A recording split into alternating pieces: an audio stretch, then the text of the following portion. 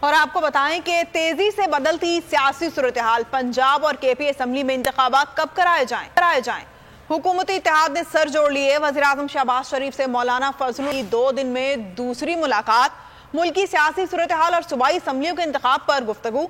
पंजाब और खैबर पख्तूनख्वा असम्बलियों के इंतखाबात वक्त पर करवाने की पीपल्स पार्टी की तजवीज़ पर गौर किया गया। इस मौके पर इसहाक डार, अहद चीमा, अमीर मुकाम भी मौजूद थे।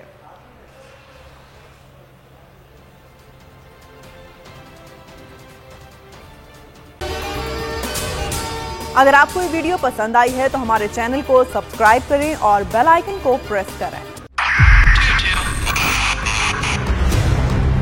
2022 बहुत सारे तोहफे भी देखे गया पाकिस्तान की आवाम को। पाकिस्तान की आवाम को एक तोहफा ये दिया कि आवाम को पता चल गया कि पाकिस्तान का मीडिया क्या है। साल 2022 में सबसे ज्यादा देखे जाने वाला चैनल बोल न्यूज रहा नंबर 1। हमने बहुत सारे शोज और ट्रांसमिशंस की। पूरा साल मुसलसल जदोजहद में निकल गया कि ये वोट ऑफ कॉन्फिडेंस के पीछे कौन लोग थे। तोड़े रेटिंग के सभी रिकॉर्ड। सोशल मीडिया पर भी सबसे ज्यादा तेजी से 2.4 बिलियन व्यूज का संगे मील अबूर किया।